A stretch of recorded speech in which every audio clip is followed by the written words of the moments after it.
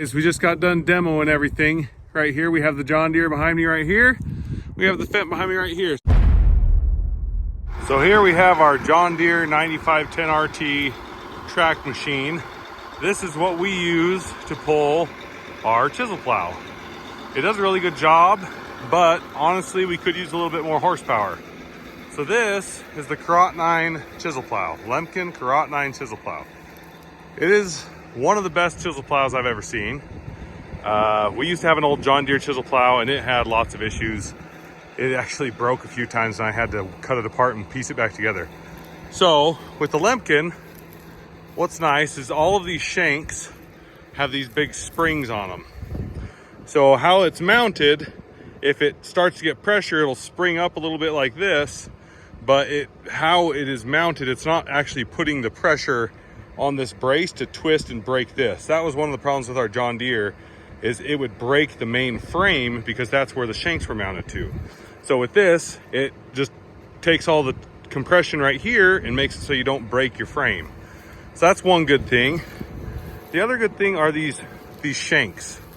So on our John Deere, the shanks, they had 2 bolts in them. You had to take the bolts out, put the new shank on, or put the new point on, put the bolts back in. But on this one, Lemken has made it really easy. All you have to do, you lift this up and then you just pull this pin out. If I can get it, you pull that pin out right there and then you just push it forward and it falls off. So right now I've got the wide, I think these are 5-inch wide points on them. So they're a wide 5-inch point. And this is what we use in the fall for working up our ground. Goes in, blows it apart really good.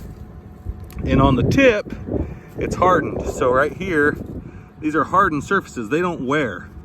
So we've seen these points go multiple years, and we run, we'll be running close to 3,000 acres next year. So we can see these points go multiple years, but that's kind of because of the system. In the spring, we switch the points. So we just drop these off really easy and we switch the points and we put on a shank that's only maybe 2.5 inches wide, or the point that's 2.5 inches wide. And it has wings on the side that come out. Well, the wings, because of how these shanks are, like that. So there's this one, this is the front one, this is the middle one, and this is the back one. How they're placed, when the front wings come out and the middle wings come out, it's catching all of the ground. So there's no part of the ground that isn't getting worked up with this thing. The reason we do that is because when we plant spuds, and this is what I'm currently working up is a spud, it's going to be a spud field. This is grain. When we plant spuds, the reason we want that full seed bed flattened out and worked up is so when you're planting, the tractor doesn't sit there and bounce as you go along. So we really like this one for that. It also has, on the back, it has these little discs right here. Now these just kind of, they'll take the big clumps that come out of here and they'll break them up and kind of like feather them out a little bit. And then it goes into this crumbler. And the crumbler helps break up those clods even more, and it also helps seal the ground so you don't get that moisture loss in the winter from freezing and thawing. So it all works together really well to work up the ground. Just so nice.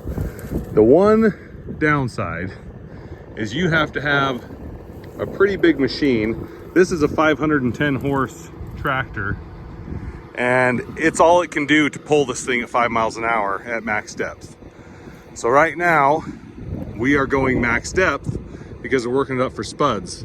So we're trying to break up all of those hard spots in the field where the trucks have driven. We're trying to break all those up so it's nice and loose and soft for spuds next year.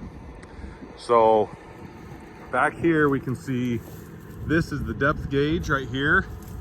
It goes 1 to 5. 5's kind of hidden under there, but it's all the way down right now, and this thing will pull it at 5 miles an hour through this hard packed ground.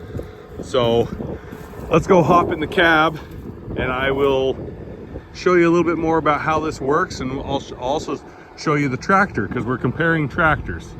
We've got the John Deere, the Fendt, and hopefully the Case. They're trying to get us a Case. So we're gonna have 3 big tractors to compare to see which one will pull this the best, which one has the nicest cab, all the amenities that it has in there.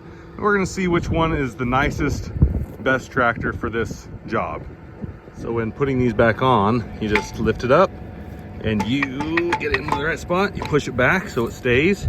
I'll just hold it up with my foot, keep it in the right spot, drop this in, and then you just push this down, and there you go. You're locked in on. I did that one-handed. So really easy to change them. This has, I believe it has 18 points on this one. There is a bigger version of this. There's a Crot 12 that I think has 24 points on it and is a little bit wider. There are bigger ones. We just didn't have a bigger tractor, so we didn't get the biggest one. All right, let's climb into this thing and I'll show you how it works inside. Got a nice little buddy seat for all of my filming equipment. All right, it's definitely a lot quieter in here than it is outside, which is nice. I'll rev it up. So it's not too bad, even with it revved up. It's still pretty quiet in here. Got a radio, wipers. We have one shade. Granted, this is not a new tractor. I'm trying to remember what year. I think it's like a 2018. The new ones do have a shade here and one in the back. The AC's in the ceiling, blows really well, keeps you nice and cool. I like to just drop that. There is a button to drop even further, but I like it all the way up with just this little adjustment down, because then it gives me plenty of leg room, because I'm almost 6'6", so I'm a big guy. I can stick my legs all the way out and not touch the window, so plenty of leg room. I like the swivel on this seat. This one's really smooth. It locks open so you can just swivel around. This one has a little monitor on the armrest, and it is touch screen, but this doesn't have the GPS on it. The newer John Deeres have the monitor on the armrest that's bigger. It's as big as this one, and it does have the GPS integrated into it. This is our GPS monitor that we use, and it works really well. It's all touch screen and easy. I like how easy it is to set everything. Like if I want to change my track, I just go in here. I can change my heading. I can go in here and change like my latitude, longitude, all that stuff. Makes it really easy to set. There's also all the calibration stuff is in here. It's really easy to do. Shifting the track is really easy. You just push that little button right there. Just have to make sure that's on. And then on the armrest, we've got this auto button that turns the GPS on. So when you're going and getting on track, that'll turn that on. We have all of our hydraulic buttons right here. There's a 5th one. Actually, no, oh yeah. There would be a 5th and 6th right here, but we don't have we only have 4 valve blocks on our valve body right there. So we've just got the 4.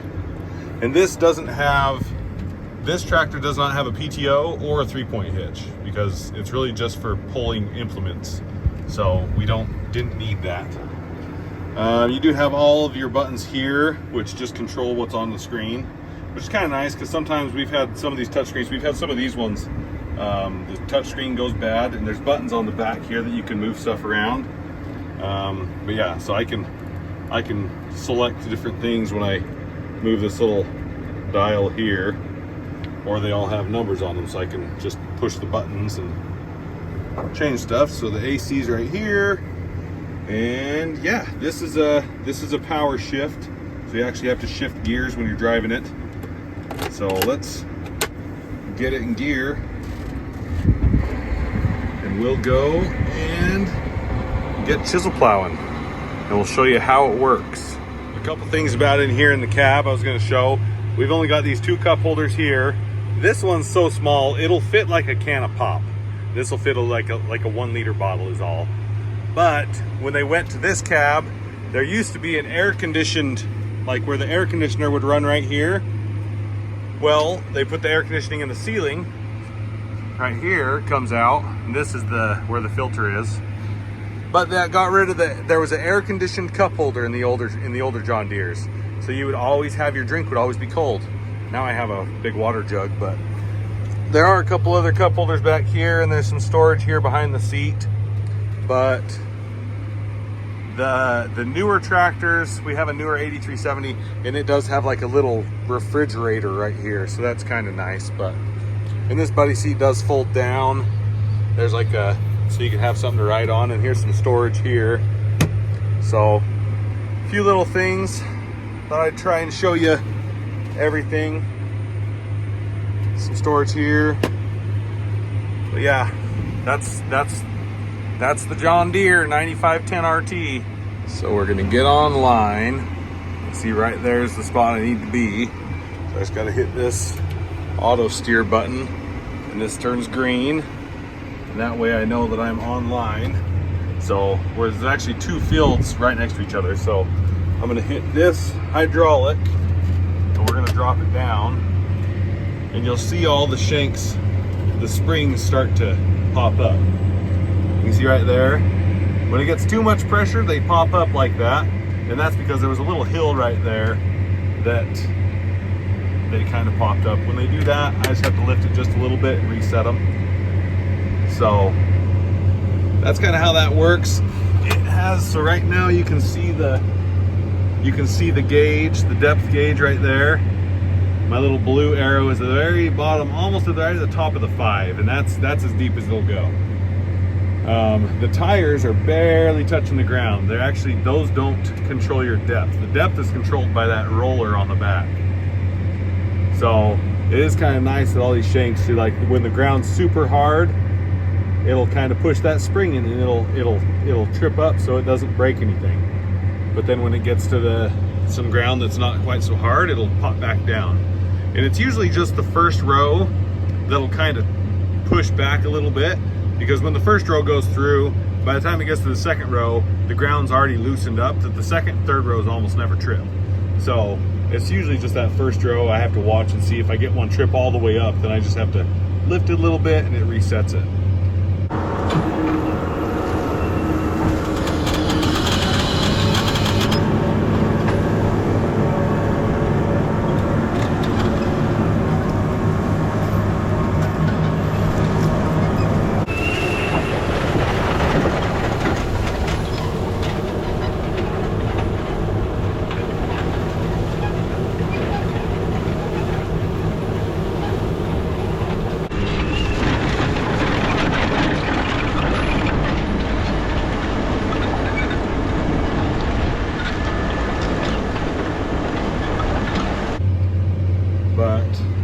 Let's rev this up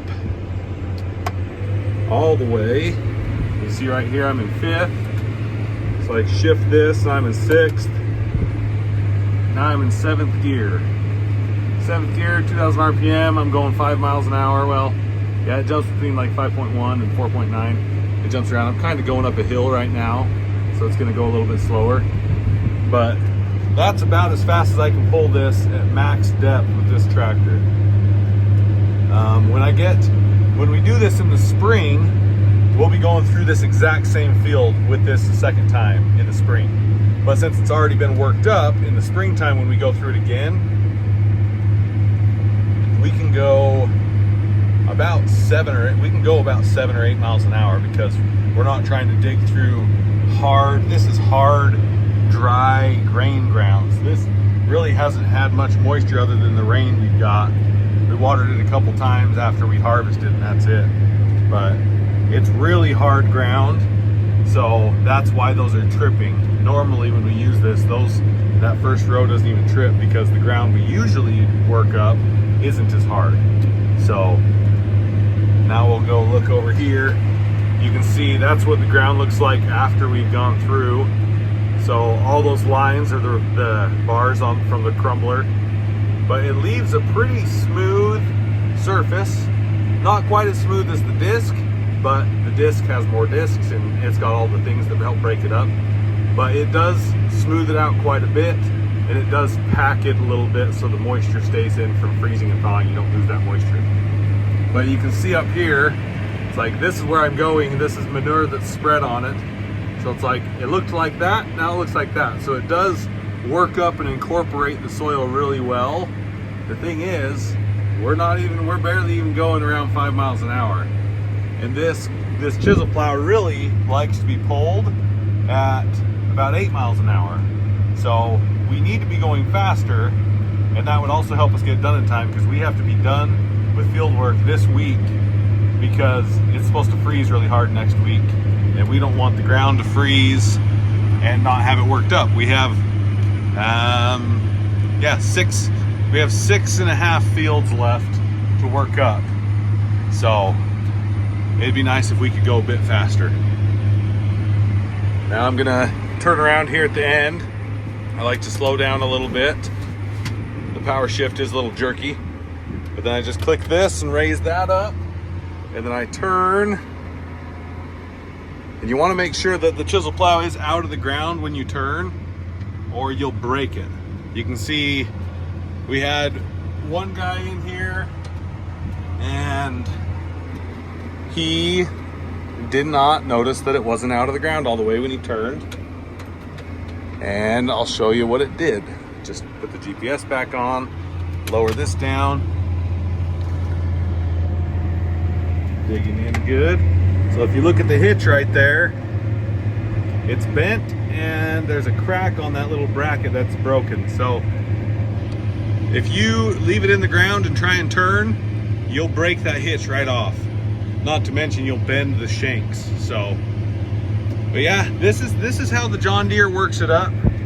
It does a pretty good job, even though we're not going fast enough. If we could go faster, if we could go that 8 miles an hour, this would do a phenomenal job. But we'll see if we can get this up to at least 5.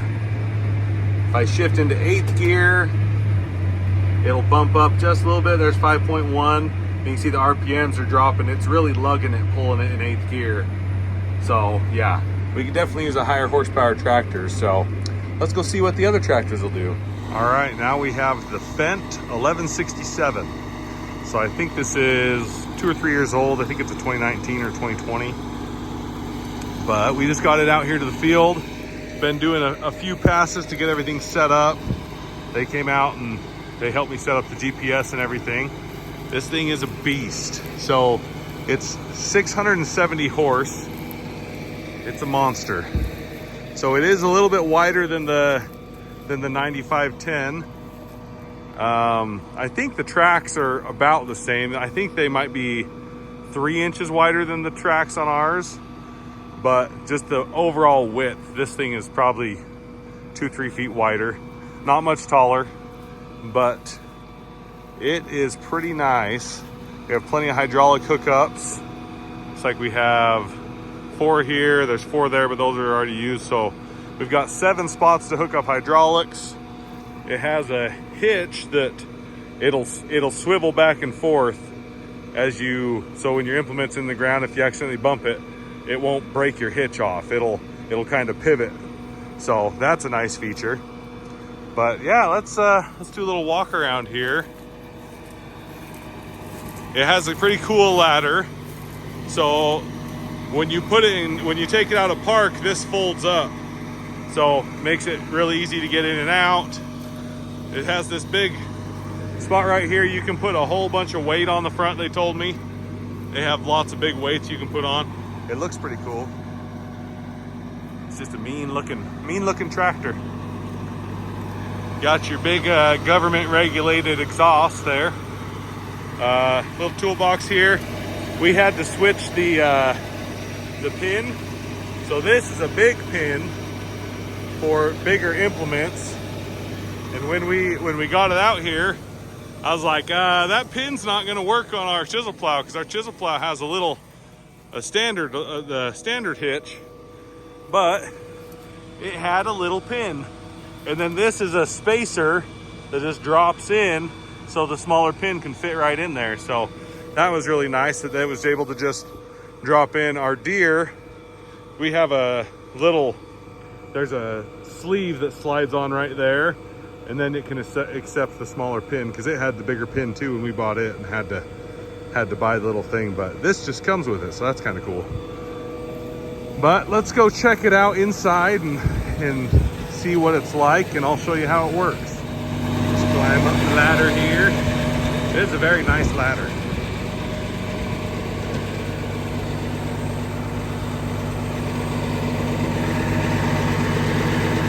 The door's pretty nice.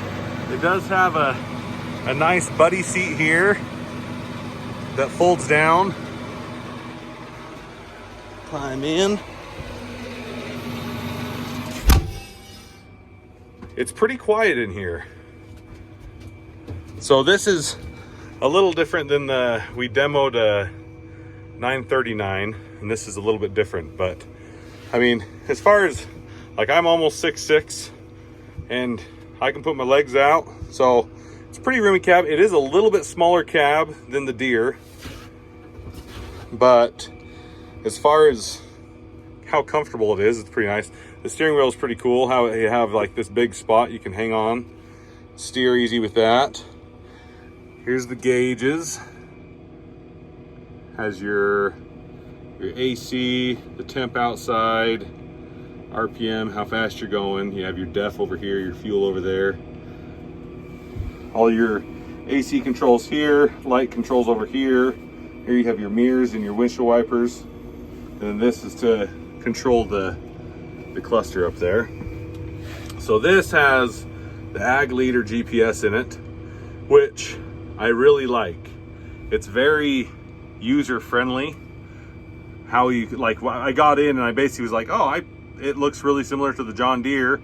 I pretty much got in and set it up myself. They didn't have to tell me too much stuff, and I know how to change lines and shift fields and shift track and set up new tracks and new fields, and it's pretty simple. Like it only took them maybe 5 minutes of explaining how to use it, and I was able to just do it myself. Down here, one thing I do like about the Fendt over the Deere is it has this sequencing thing. So the Deere has it, but you have to, it's an activation, and it's kind of a pain to, like, it took me forever to even figure out how to get it to go in, but then I couldn't use it anyway because we don't have it activated. So, but this has the sequencing that comes with it, and they showed me this, and like I was able to go in and set this up to where I just push this go button when I'm ready to go, and the end button at the end of the field, and it'll put it on track, and it'll put it down, and it'll do all that for you. It'll idle it down, slow down, everything, which is really nice. And then you have all your valves right here, which this is one, this is another one. So these are my two main ones I use. And then this little joystick moving this forward and backward and side to side does the other two. And then these buttons do the other four that I'm currently not using. So then this is your RPM. It does have a foot throttle, which John Deere doesn't have that. That must just be a Fendt thing. When you take this out of park, we'll see if take it out of park, you can see the ladder fold up, so it goes out of the way. So that's kind of cool. But we're out of park now.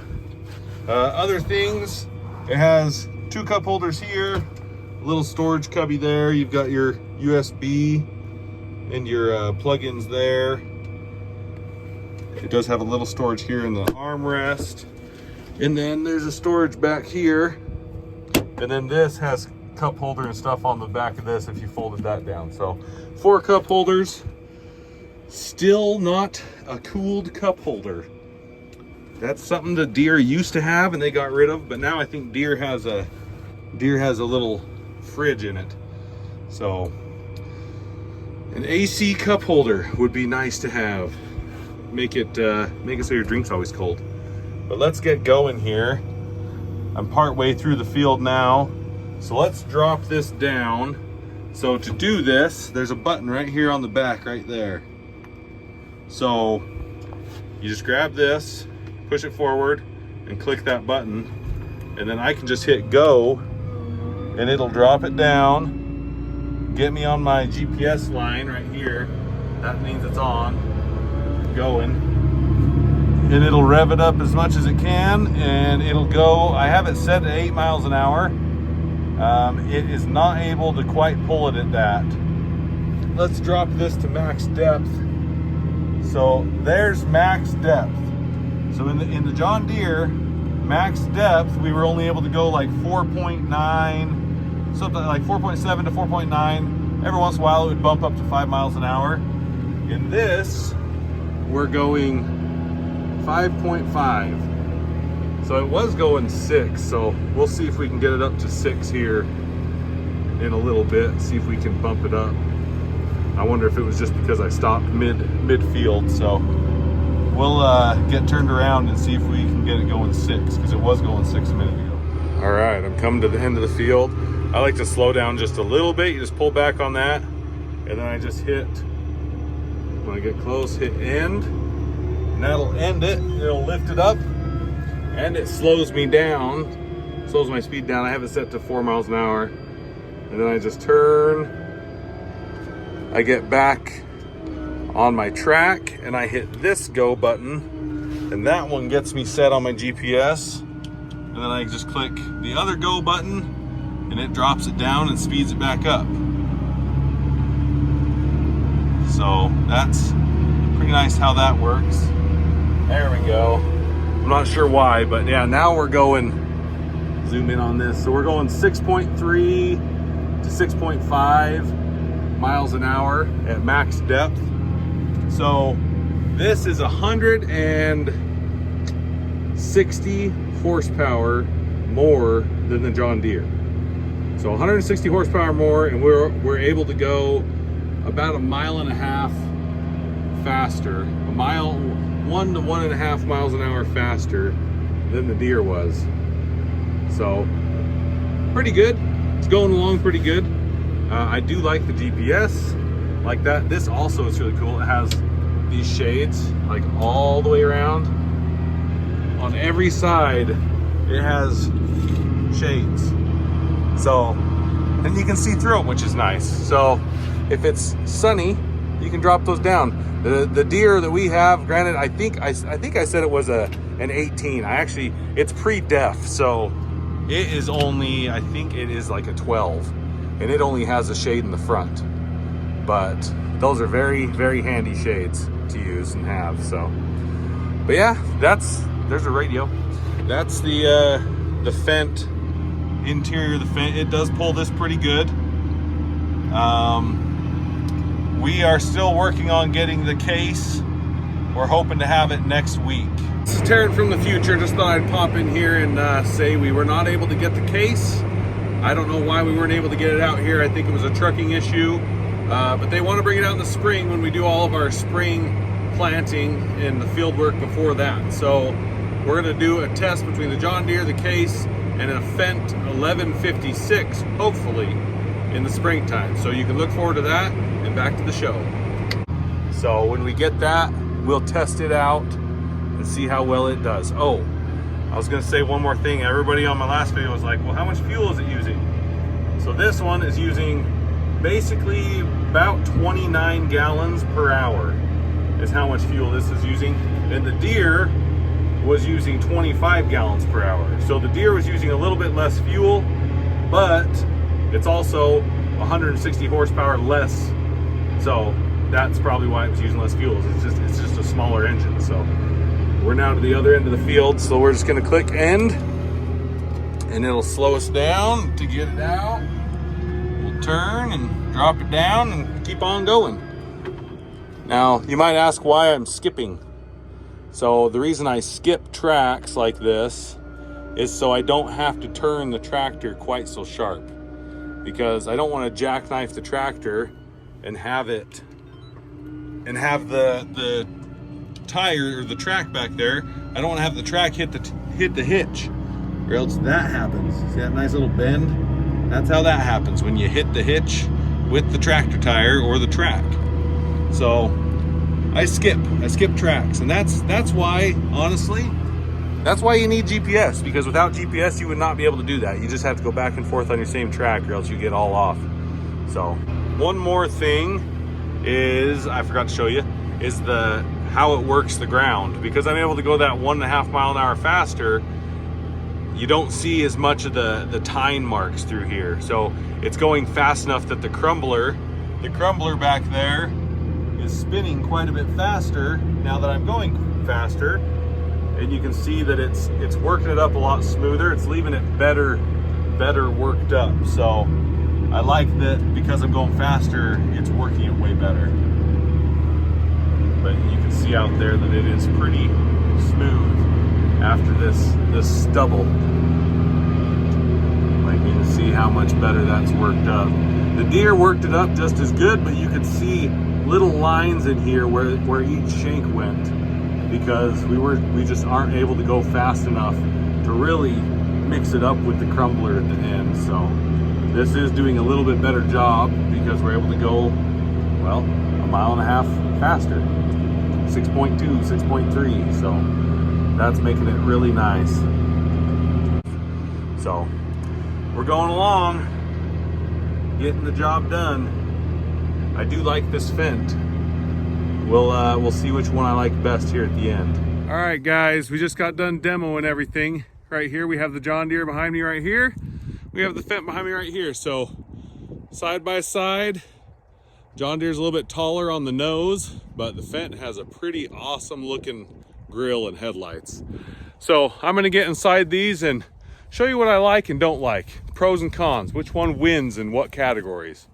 For one, I like the ladder on this one way better because it's way easier to get in and it folds up out of the way. Whereas the John Deere's ladder, it doesn't fold up and you get crap on it because it flings off the track.